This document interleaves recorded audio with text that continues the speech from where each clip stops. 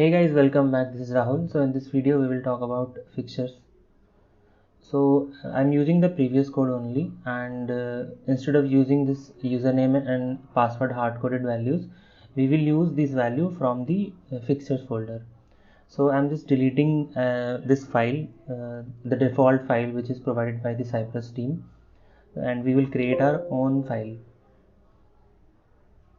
So I'm creating a new file, users.json.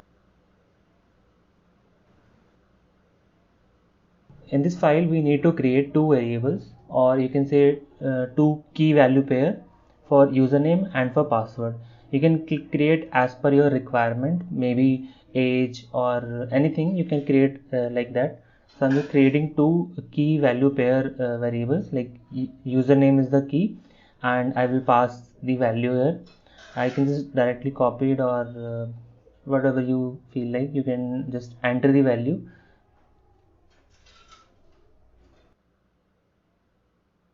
So I'm using this value username.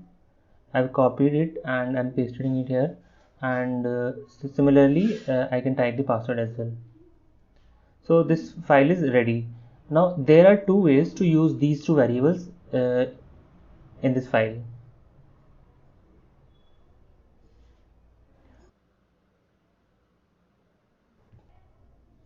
One is I can declare a global variable, and that will hold the reference to the user's file. So I can just declare a variable, and there's a particular syntax which need to be followed. Like you need to type require. Within require you need to give the path of the file. So if you type dot dot decimal dot dot slash, it will give you the examples folder, and further if you type dot dot and again a slash, it will list you the folders within the Cypress folder.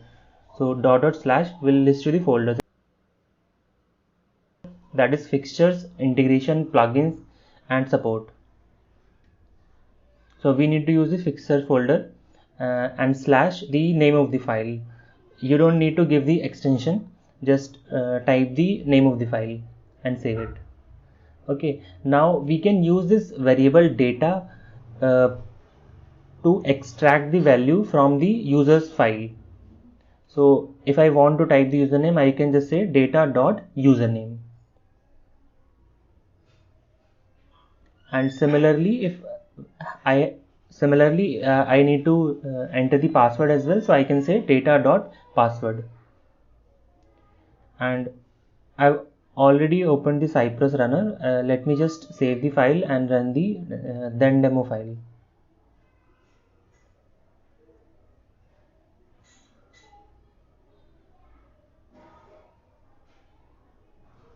You can see it has entered the username and password in the respective fields.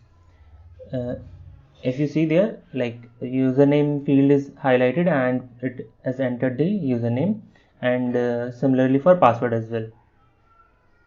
So if I change the username and password in the user.json, it will type those values. If I change the username to ABC and password to 123,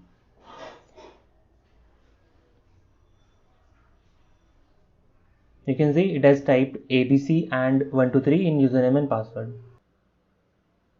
So this is one way of using the fixtures files data. We can declare the variable and use it within this spec file. So let me show you one more way. So if you want to use the fixtures file for a particular test case only, so to do that, there is a function. So the function is like cy.fixture. So it will get the file directly from the fixtures. You don't have to mention the path. You can just directly give the name of the file, like cy.fixture, and within the brackets you just need to give the name of the file. And we can append a then function with this, and it will yield the file to the reference to within the then function. So I'm creating a callback function as the argument in then, and that will accept a variable which will reference, or which will point to the cy.fixtures users, that is users.json file. So it is like similar to the previous example only, but now we will be using data.username, and there also we were using the same thing, but that global variable would give access to all the test cases, all the it blocks, but this will be applicable within this it block only. I cannot use this data.username outside, so I'm just trying to print the value.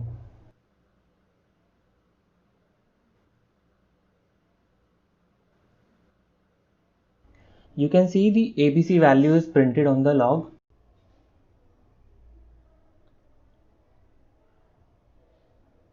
So we are getting the correct value because we changed the username to ABC. That's why ABC is printed here.